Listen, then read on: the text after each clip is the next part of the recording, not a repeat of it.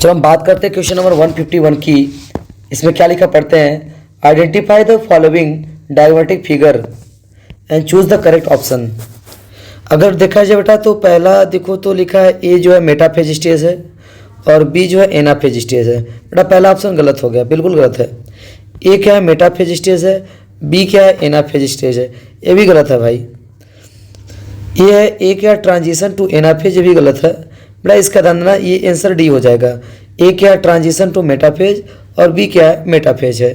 ये देखो इसको और इसको पहचानो।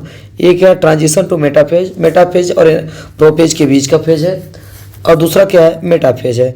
इसलिए 151 का आंसर क्या हो जाएगा 4, मतलब चौथा।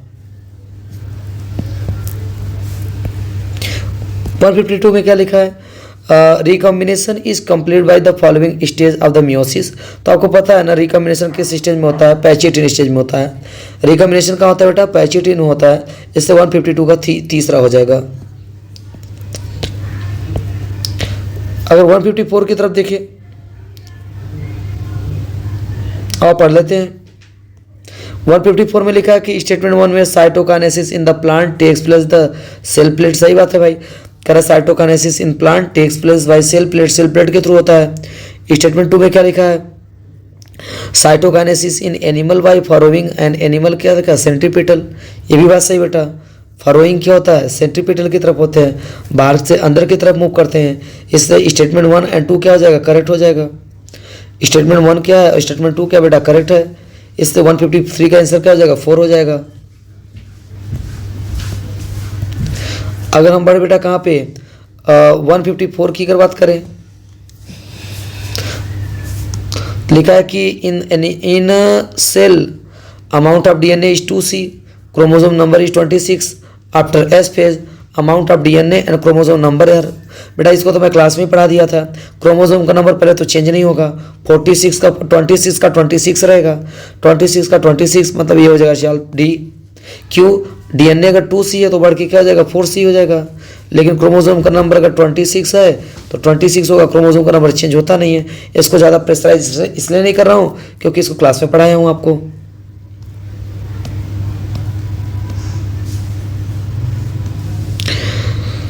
Four haploid nuclei found in the end of meiosis differ from the another genetic.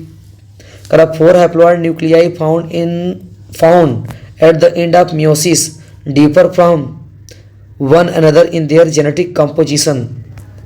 Some of the difference as a result of cytokinesis, respiration of DNA during S phase, spindle fiber crossing over during the prophase first. करा 4 haploid nucleus मिलते हैं एंडोमियोसिस में और differ होते हैं from one another in their genetic composition. बेटा ये अगर बात देखा जाए तो ये होता है क्रॉसिंग ओवर में ही ऐसा होता है। क्रॉसिंग ओवर में ही चेंजेस देखने को मिलते हैं और कई चेंजेस नहीं मिलने बेटा। क्रॉसिंग ओवर में ही क्या होता है, प्रोफेज फर्स्ट में रिकॉम्बिनेशन होता है। इससे 155 का क्या हो जाएगा 4। बेटा 156 बढ़े तो क्रोमोसोम डीकंडेंस इनटू डिफ्यूज अ क्रोमेटिन।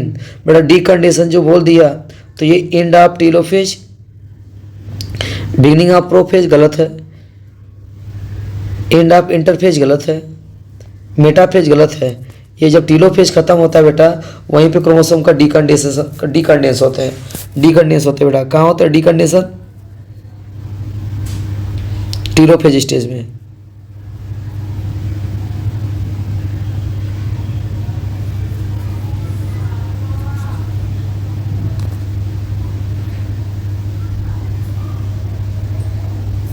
बढ़ते बेटा कहाँ पे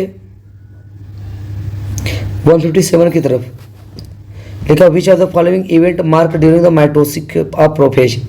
विच of the following event mark during the mitosis of prophase. करा प्रोफेज की मार्किंग क्या है बेटा, करा disappearance of nuclear envelope and chromosome condensation, migration of centrosome towards the pole and all of these. Which of the following event mark the during mitotic prophase. बेटा prophase की शुरुआत जो होती है ना ये कहाँ से होती है, कंडेंसेशन ऑफ कंडेंसेशन होता है किसका, क्रोमोसोम के।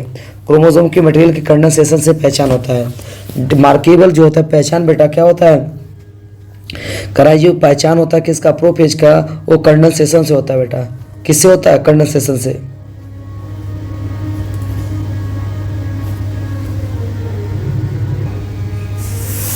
लेकिन अगर हम और बाकी ऑप्शनों को चेक करें तो क्रोमोसोम का कंडेंसेशन होता है, डिसअपियरेंस ऑफ न्यूक्लियस भी होता है बेटा, माइग्रेशन होता है सेंट्रोसोम का अपोजिट पोल पे भी राइट है। इसका मतलब इसका आंसर क्या हो जाएगा, ऑल ऑफ दीज। क्या आंसर हो जाएगा बेटा, ऑल ऑफ दीज। हालांकि देखो शुरुआत तो कैरेक्टरिस्टिक फीचर में सब आ जाते हैं कि सबके सब किस में होते हैं बेटा, प्रोफेज में होते हैं, और प्रोफेज के सारे कैरेक्टर, इसलिए इसका आंसर क्या हो जाएगा, डी हो जाएगा। ये तो बताया था बेटा, how many meiotic division would require to produce 100 male gametophyte in angiosperm. 100 male gamete बनाना है बेटा तो 24 सेल में मियोसिस कराओ, 1 से 4 बनेगा, तो क्या हो जाएगा, 100 बन जाएगा। इसका आंसर क्या हो जाएगा, बी। बी मतलब दूसरा। 158 का सेकंड बेटा। 159 most of the organelle duplication in the which phase. बेटा most of the organelle duplicate कहाँ करते हैं, जीवन फेज में। कहाँ करते हैं, जीवन फेज में। कहाँ करते हैं, जीवन फेज में। बेटा ये क्वेश्चन कहाँ का है, सप्लीमेंट कहाँ का है, समरी का क्वेश्चन है। Most of the organelle duplication occur in the जीवन फेज। समरी में लिखा, जाके पढ़ो।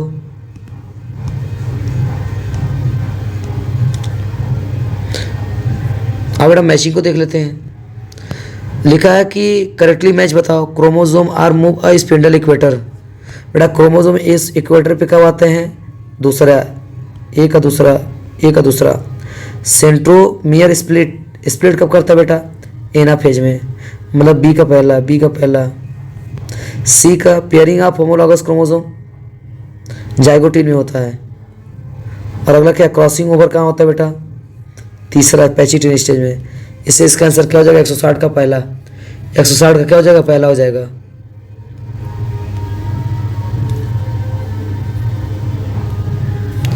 Crossing over is, crossing over क्या है, क्या नॉन एंजाइम मेडिएटेड प्रोसेस है, नॉन एक्सचेंज गलत है, एंजाइम मेडिएटेड प्रोसेस होता है बेटा, एंजाइम मेडिएटेड प्रोसेस होता है क्या, क्रॉसिंग ओवर। तो 161 का क्या हो जाएगा, तीसरा।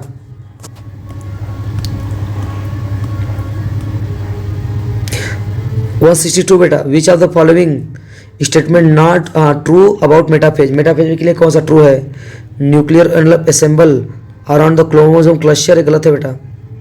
Nucleolus Golgi complex endoplasmic reticulum reform गलत है।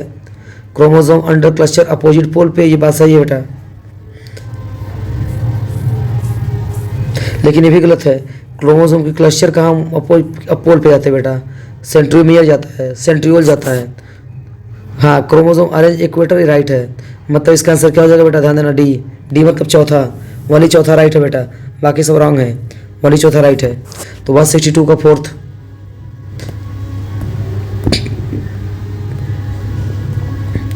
विच, अगला क्वेश्चन बेटा, which of the following event occur during the prophase first of meiosis. क्या होता है, सिनेप्सिस होता है, क्रॉसिंग ओवर होता है, किस्माटा होता है, मतलब all of these. All of these बेटा, सारे के सारे काम होते हैं किसमें, ध्यान देना, प्रोफेज फर्स्ट, मियोसिस के प्रोफेज फर्स्ट में होते हैं।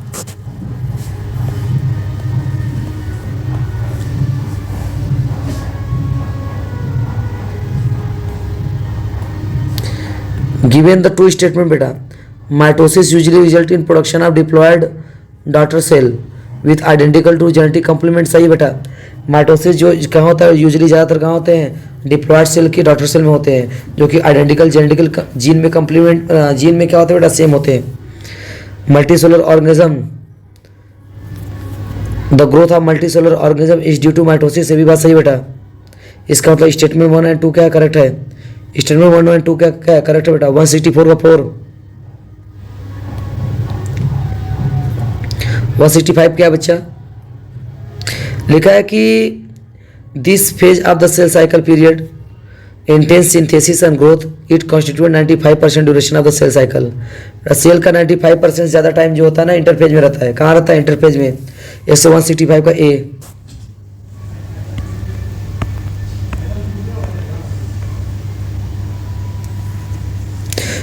बेटा 166 का करेक्ट ऑप्शन बताओ। 50-30 मिल के 80 गलत, 50-30 मिल के 70, 50-30 70। हाँ बेटा, एक होता है लार्ज सब यूनिट, एक होता है स्मॉल सब यूनिट। अब देख लो बेटा, ऊपर वाला क्या है, लार्ज सब यूनिट है, ये कहलाएगा 50, तो A 50, B30, A50, B30, C क्या है 70। लेकिन हमें भी देखना चाहिए,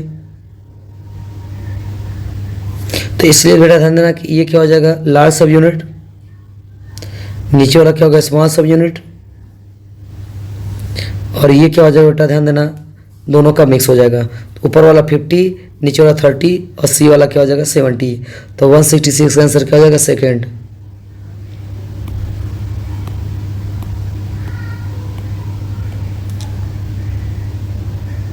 आओ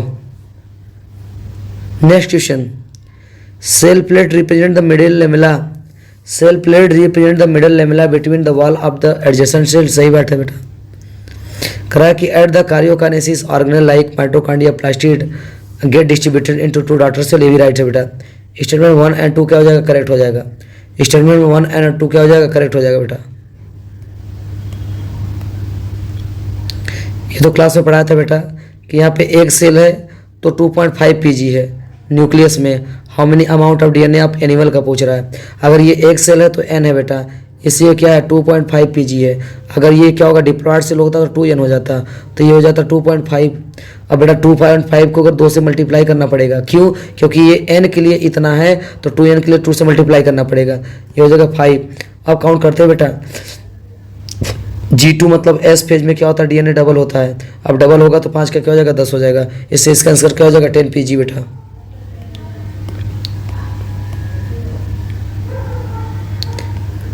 करा कि event of cell cycle theme cell under the genetic control. सही बात है बेटा। सेल साइकिल का जो इवेंट होता है जेनेटिक कंट्रोल होता है। Growth and reproduction of the characteristics of the cell indeed the all living organism. हाँ बेटा सारे लिविंग ऑर्गेनिज्म के अंदर देखा जाए तो ग्रोथ एंड रिप्रोडक्शन क्या होता है बेटा कैरेक्टरिस्टिक्स होते हैं, इससे इसका स्टेटमेंट पहला भी और दूसरा भी दोनों राइट है बेटा। 169 का 4 हो जाएगा। आज बेटा 170 सिनेप्सिस क्या होता है बेटा 2 नॉन होमोलॉगस क्रोमोसोम। गलत है बेटा, 2 होमोलॉगस क्रोमोसोम के बीच में होता है बेटा। अंडरलाइन कर लो 170 का 4। होमोलॉगस क्रोमोसोम के बीच में सिनेप्सिस बनता है तो 170 का 4।